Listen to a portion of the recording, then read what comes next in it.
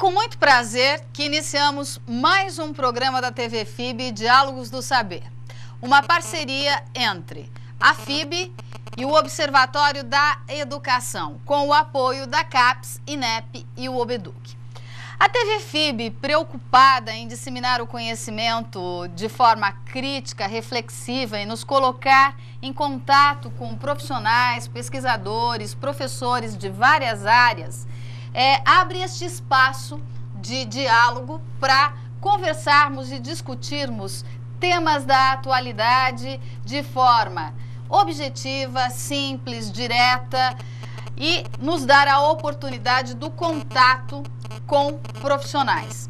Para hoje, o tema é Educação à Distância e Ensino Médio. Nós temos como precursores desse ensino à distância envolvendo adolescentes que geralmente estão na faixa de 15 a 17 anos, os cursos de inglês, de espanhol, de francês, e temos agora, mais especificamente com o ensino médio, algumas empresas algumas instituições que já estão fazendo isso, tais como a FGV e o Sebrae. E nós temos como convidada aqui hoje para nos falar sobre isso e para nos provocar esse diálogo, essa reflexão importante a todos nós sobre a educação à distância com jovens entre 15 a 20 anos que estão cursando o ensino médio e que é importante para sabermos como tudo isso está funcionando.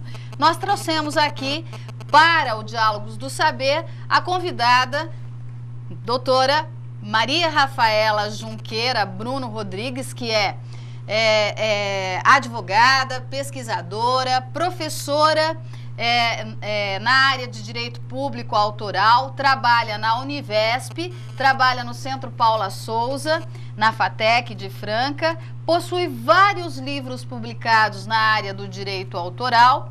O seu último livro lançado foi Direito Autoral para o Ensino à Distância, em coautoria com o Dilermando Piva Júnior e o Johnny Amorim, que são pesquisadores do Centro Paula Souza e da Unicamp.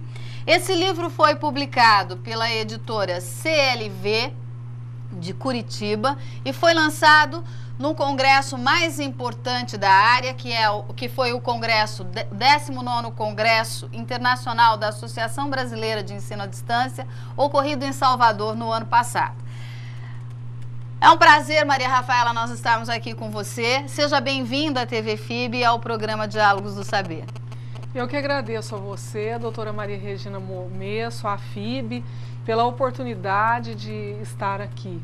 Para mim é uma honra muito grande, principalmente porque nós temos como papel social sermos instrumentos de disseminação da cultura. E nesse sentido, eu estou muito feliz, muito realizada de estar aqui hoje com vocês. Nós que agradecemos, Rafaela, pois afinal de contas não é todo dia que podemos estar em contato com uma especialista em direito autoral.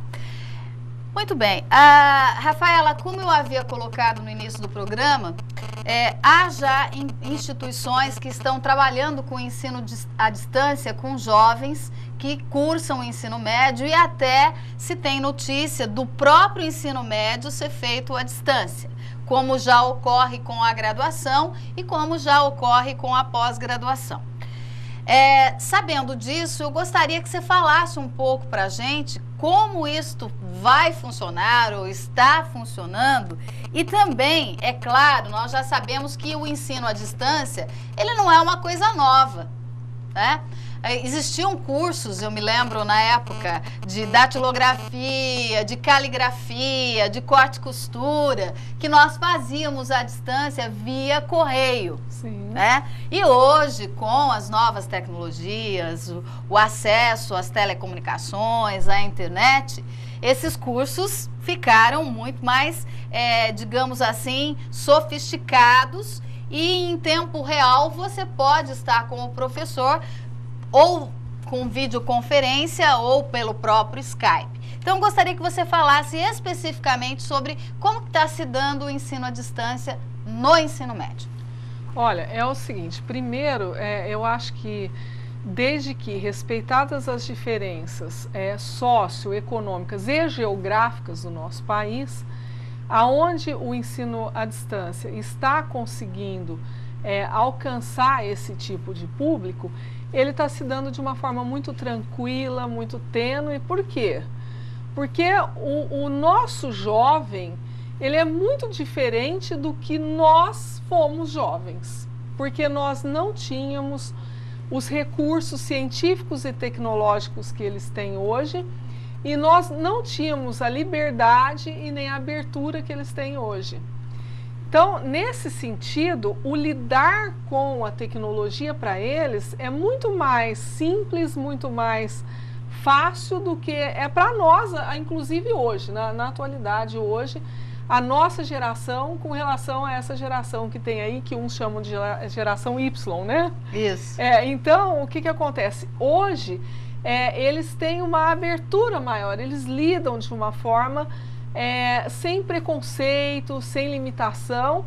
Lógico que é o que eu estou falando, aqueles jovens que possuem recursos financeiros para isso, porque ainda no Brasil, a principal dificuldade que eu vejo para o ensino à distância, no que diz respeito ao ensino médio, a limitação temporal do uso do computador, do uso da tecnologia, a questão dos recursos financeiros para se chegar a ter essa tecnologia disponível, né? E ainda a questão do jovem entender que ele pode também buscar o conhecimento por esse tipo de recurso. Rafaela, você colocou 3 coisas importantes. Sim. A primeira coisa importante é o acesso a essa tecnologia. Sim. Nós sabemos que nós vivemos num país em que as condições econômicas e de acesso à tecnologia tem vários fatores que são complexos para este uso. Muitas vezes a escola pública ela tem a tecnologia, mas essa tecnologia não é utilizada de maneira adequada por vários motivos, desde o próprio diretor ou a própria administração que fica receosa em usar a tecnologia e essa tecnologia ser de alguma forma sucateada, né? Você me permite uma parte? Permito. O que a gente vê muito na área educacional é que as pessoas fazem uma confusão. Elas acham assim, existem pessoas que pensam assim, não são todos, obviamente, né? Não é uma regra, Sim. Um ou outro, mas tem pessoas que elas acham assim, que o ensino à distância é uma ameaça ao ensino presencial, e não é. Inclusive tem jovens que jamais vão se dar com o ensino à distância. Ele não consegue. Nós temos que pensar o seguinte, que existem pessoas e pessoas, e que cada pessoa tem um modo de ser, que cada pessoa tem a sua personalidade, e há personalidades que somente aprendem se tiver um professor presencial. Se ele tiver alguém que o acompanhe diretamente, se ele estiver olhando para esse professor, se ele tiver alguém que o acompanha. Não é uma questão de ser limitado, não é uma questão de problema neurológico, é uma questão de personalidade mesmo. Então veja, o ensino à distância tem o seu espaço e o ensino presencial tem o seu espaço. Mas essa questão do acesso, ainda até num sentido de ser permitido pela própria instituição de ensino, muitas vezes ela encontra essa barreira no sentido de que as pessoas que vão trabalhar com isso se sentem ameaçadas. E não cada coisa tem o seu lugar, né? O ensino à distância tem o seu espaço, tem o seu lugar, assim como o ensino presencial também tem o seu espaço, tem o seu lugar, e o ensino semipresencial também tem. Então, nesse sentido, vamos parar para pensar no seguinte: o adolescente, por exemplo, ele tem maturidade para estar num curso à distância? Eu acredito que sim, alguns têm, outros não, depende. Só que você veja bem, quando o professor presencial ele adentra a sala de aula, Em alguns momentos, fazendo parte, compondo o critério pedagógico dele, o critério avaliativo dele, ele passa atividades que são extramuros, que são extra-classe, e que esse aluno vai ter que desenvolver fora da sala de aula. E nesse sentido, se ele tem maturidade para isso, ele vai ter maturidade também para ter a disciplina suficiente de cumprir as regras do ensino à distância. Então, como é que está se desenhando esse ensino à distância para os jovens, para essa faixa etária que compreende o ensino médio? Olha, o ensino à distância, ele tem pessoas, ele tem idealizadores que são verdadeiras cabeças pensantes. E nesse sentido, esses idealizadores hoje criaram os chamados MOOCs, que são alguns cursos de curta duração, onde não há um comprometimento maior de quem está fazendo o curso, a não ser assisti-lo, fazer as práticas de leitura, o acesso a essa informação, e que ele agrega conhecimento. E nesse sentido, ele não tem um comprometimento ainda maior. Essa flexibilidade do tempo, essa flexibilidade do acesso à informação e essa flexibilidade quanto ao comprometimento no sentido de ter uma obrigatoriedade mais pesada, de cumprir obrigações, facilita esse acesso ao jovem. Muitas vezes o jovem busca por uma questão que ele vê a necessidade, ou por uma competição que ele está participando. Hoje, olha, sem querer fazer propaganda, né, mas atribuindo mesmo, nós temos alguns jogos que foram criados para o jovem, usando, por exemplo, figuras como Harry Potter, em que você está junto com o Harry Potter no jogo, e que você respondendo aquelas perguntas, que são perguntas de vestibular, você ganha o acesso para o Harry Potter ganhar o mundo da magia, por exemplo, né? E você ganha junto com ele. Só que, na verdade, a magia para o jovem vai ser o acesso à universidade que ele está buscando, né? O vestibular que ele está enfrentando. Então, o jovem está vendo que existem alternativas na internet, por isso hoje, né, o YouTube, por exemplo, é um dos meios mais procurados, né, para o jovem aprender, né? Ele busca aquelas aulas que já estão lá previamente preparadas e que não causam impacto nenhum para ele, né? Você sabe... Essas vias alternativas são formas de estar aprendendo. O conhecimento ele é tão bom que você conhece desde o acesso ao próprio silêncio até... Rafaela, eu gostaria de te fazer uma pergunta, porque, como vocês sabem, eu trabalho no Colégio Técnico Industrial daqui da Unesp e tenho um contato muito forte com o ensino médio. E eu, além de fazer a pesquisa na área de práticas de leitura e escrita na internet, para verificar como as identidades do sujeito vai se construindo por meio da leitura e da escrita, então eu observo muito as redes sociais. Será que a gente poderia dizer que existe uma educação à distância informal? Não sistematizada? Sim, existe, sem dúvida nenhuma. E isso já é pesquisado, já é trabalhado? Tem pesquisadores que trabalham com a questão dos blogs, das redes sociais, inclusive você é uma delas, né, que brilhantemente desenvolve através do projeto, do observatório, essas questões, e são abordadas por alunos que são orientadores seus em pós-graduação, e que trazem essa tendência, né, que é uma tendência não só de mercado econômico, como da área educacional. Uma das coisas que nós percebemos que acontece na comunidade em geral é que existe uma cultura de como se deve ser o ensino, né, feito no ensino médio e feito na graduação, na pós-graduação. E me parece, posso estar errada, que há um conservadorismo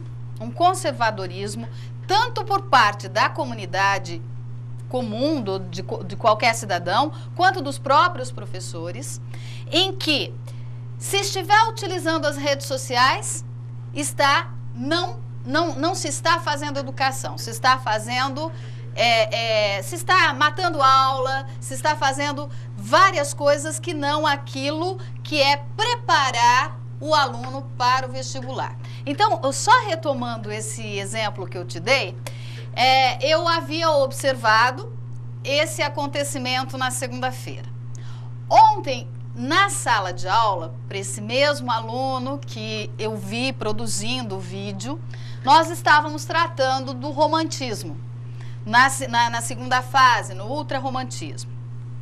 E aí, houve uma das alunas, o ultrarromantismo e a terceira fase.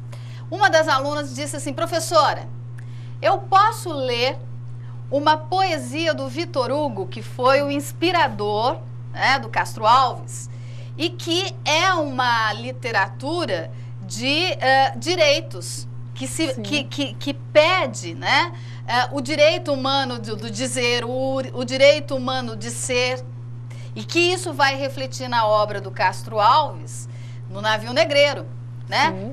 E chega a ser até com um pé lá no realismo da denúncia social. Daí eu digo para ela assim, claro que pode. Ela falou, posso pegar o celular para encontrar? E aí ela pegou o celular e diz, olha, posso levantar para ler? Levantou, leu brilhantemente, foi aplaudida pela sala. E a partir dessa interação, nós combinamos entre nós mesmos, aproveitando as condições de produção que havia de leitura romântica no século XIX, que era feita nos sarais, né? Nos saraus, e que os jovens graduandos de medicina, de direito, liam para as pessoas mais velhas. Sim. Um exemplo disso era José de Alencar.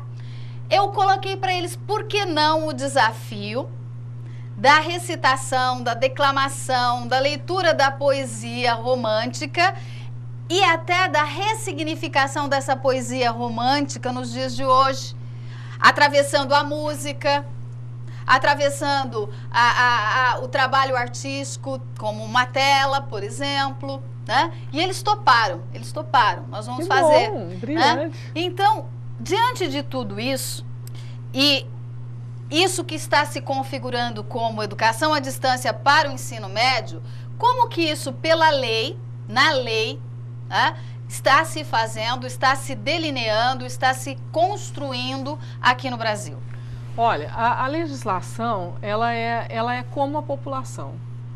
Ela é devagar, ela é conservadora. Mas, em que pese todo esse conservadorismo, nós temos que ter em mente o seguinte, que ninguém segura o desenvolvimento científico e tecnológico. Então, à medida que as necessidades estão sendo apresentadas, a legislação trata de ampará-las também. Aí é que mora o cerne da questão. Hoje, os tribunais têm uma flexibilidade muito grande em dizer a lei a partir das decisões que eles tomam. E nesse sentido, eu acredito que à medida que os problemas forem surgindo, também a lei vai dar conta de resolver. E quanto tempo você acredita que o ensino médio à distância vai ocorrer na escola pública e na escola particular como uma parte já da grade curricular, como uma parte do ensino mesmo cotidiano? Olha, eu não tenho como fazer essa previsão, inclusive por uma questão das diferenças sociais, das diferenças econômicas e culturais que nós temos no país, dentro da dimensão geográfica que nós temos. No entanto, o desenvolvimento científico e tecnológico é um caminho sem volta. Não adianta você querer nadar contra a correnteza, porque ele vai acontecer. Eu acredito também que, à medida que ele for acontecendo e for sendo aceito em algumas regiões que despontam mesmo, como o estado de São Paulo, o estado do Rio Grande do Sul, o estado Isso já de está Minas, ocorrendo? Já está ocorrendo. Tem algum exemplo que você possa nos dar? Tem. Hoje o que acontece? O jovem vai mais cedo para o mercado de trabalho. E ele também precisa enfrentar questões do mercado de trabalho. Ele vai mais cedo para o mercado de trabalho? Parece que não. Sim. Quais são os casos que você poderia citar? Principalmente se ele for de classe média baixa, ele vai para o mercado de trabalho, ele não tem como não ir. E hoje a lei flexibiliza essa possibilidade de acesso ao mercado de trabalho através do menor aprendiz, que inclusive os juízes estão dando autorizações judiciais, alvarás judiciais, para que ele possa se inserir no mercado de trabalho. E nessa inserção no mercado de trabalho, ele começa a ganhar dinheiro mais cedo. E ganhando dinheiro, ele quer ganhar cada vez mais. E o caminho onde ele vê que ele tem é estudando. E à medida que ele vai se aprimorando, ele vai buscando alternativas para ele. Hoje, nós temos algumas universidades que fazem, inclusive, cursos preparatórios à distância, para acesso também a universidades que promovem graduações à distância. Então, uma coisa vai puxando a outra. Você vê que a Unesp tem essa parte que você trabalha com ela, que são de jovens, né, que estão no ensino médio. Não é só a Unesp que faz isso, outras universidades também fazem. Então, há um trabalho que nós chamamos de trabalho de continuidade. E nesse trabalho de continuidade, o jovem já vai sendo trabalhado a ser inserido no ensino à distância. E aí, através desses cursos, que são cursos de inglês, de francês, de espanhol, hoje a necessidade de um segundo idioma, de uma segunda língua, ele é premente na vida do jovem. E as redes sociais contribuem com isso, uma vez que tem uma linguagem própria, principalmente a utilização do inglês. E isso tudo facilita. O celular hoje, né, através dos sistemas que tem também de acesso fácil à rede e das facilidades que as operadoras de telefonia também possibilitam, vão abrindo cada vez mais o leque de oportunidades do trabalho à distância, né, do ensino à distância, nesse sentido. Então, hoje nós não temos tanto a utilização do correio, mas nós temos o Facebook, nós temos o YouTube, nós temos o WhatsApp. Agora, nós vamos tendo várias oportunidades nesse sentido. Nós temos os MOOCs, que eu falei aqui, e vão havendo alternativas, né? O ensino à distância, ele é inovador, e além dele ser uma inovação, há uma cultura de inovação dentro da própria prática do ensino à distância por parte daqueles que gostam dele e que o disseminam. E eu, graças a Deus, sou uma delas, né? E, Rafaela, só voltando, você ia exemplificar para a gente a ocorrência do ensino à distância no ensino médio no Brasil. Você falou de alguns casos no Sul, no Rio Grande do Sul, e aqui no estado de São Paulo. Você poderia nos dar um exemplo? Sim, os MOOCs são um exemplo disso. Eu estava falando isso. Como ele busca o mercado de trabalho, muitas coisas que são da linguagem do mercado de trabalho, como, por exemplo, carteira de trabalho, o acesso à justiça do trabalho, a questão da prática de recursos humanos dentro das empresas, a questão da logística, a questão do próprio empreendedorismo, como ele pode se tornar um microempreendedor individual. Aí onde que ele busca isso? Ele busca nos MOOCs que hoje são ofertados pela Fundação Getúlio Vargas, FGV Online, e que são cursos gratuitos e que é interessante porque são cursos de 5 horas, por exemplo, mas essas 5 horas são desenvolvidas com flexibilidade de tempo para ele pode entrar, ele acessa 20 minutos, 30 minutos, ele acessa 1 hora, aí ele vai lá, trabalha, depois à noite ele vai, de madrugada ele vai também, e ao terminar o curso, ele tem que fazer uma prova, uma avaliação na FGV Online. E ele faz essa prova, ele acertando 70%, ele imprime o certificado. E ele aproveita isso dentro do trabalho dele. Eu vou citar aqui, sem querer fazer propaganda, eu sou natural de Franca, e em Franca nós temos a rede de lojas Magazine Luiza. Sim. E o Magazine Luiza dá uma pontuação e inclusive uma ajuda de custo para o aluno à distância, né, para o seu empregado, que faça os cursos da Fundação Getúlio Vargas, FGV Online, que leve o certificado para eles. Ele ganha inclusive pontuação dentro da empresa, né? E o Sebrae também tem esses cursos, os MOOCs, né? Que a pessoa acessa, ela mesma faz a prova, ela mesma imprime o certificado. Aí me surge uma questão. Em que medida esse ensino à distância no ensino médio pode facilitar ou prejudicar aquele que não está sendo inserido no mercado de trabalho, mas tem como objetivo passar no vestibular ou fazer uma prova do Enem em que ele possa ir bem? Porque pode existir pessoas que pensem, né, que o ensino à distância no ensino médio não dá conta de preparar esse sujeito para o vestibular ou de prepará-lo para o próprio Enem. Olha, eu vejo isso, que é uma pessoa totalmente equivocada com relação ao ensino à distância. Essas oportunidades que são dadas ao jovem que está cursando o ensino médio é um plus a mais, não é um plus, é algo a mais para ele. Não é algo que venha substituir o ensino médio, de forma nenhuma. O ensino médio vai ser praticado e continua sendo praticado como ele é. Até porque a Lei de Diretrizes e Bases da Educação define os limites de como as instituições que ofertam o ensino médio devem trabalhar. Você poderia então, falar... Não é uma coisa que é feita a revelia da lei, ou que é feita a revelia da sociedade, ou que é feita a revelia das necessidades do jovem hoje que está no ensino médio, mas pelo contrário, é algo a mais, ele vem como acréscimo. Assim como você vê que as mães pegam seus filhinhos da tenra idade, que nem sequer sonham ir para a escola, e dão na mão deles tablets, onde eles vão aprender as letrinhas, onde eles vão inserir figurinhas, onde eles vão aprender cores.